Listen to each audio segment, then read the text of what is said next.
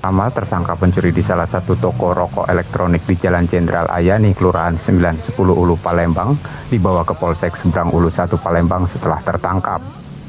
Saat penangkapan yang dilakukan di rumah tersangka, polisi juga menyita sejumlah rokok elektronik dan perlengkapannya yang dikuras dari toko korban. Jadi mereka melakukan pencurian di pagi hari sekitar pukul 2. Kemudian ketahuan pada saat pemilik toko membuka tokonya pada lebih kurang pukul 9 pagi.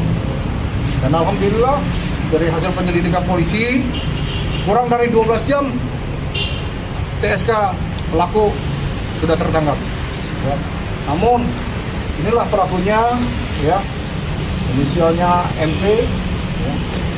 Dia telah melakukan pencurian di toko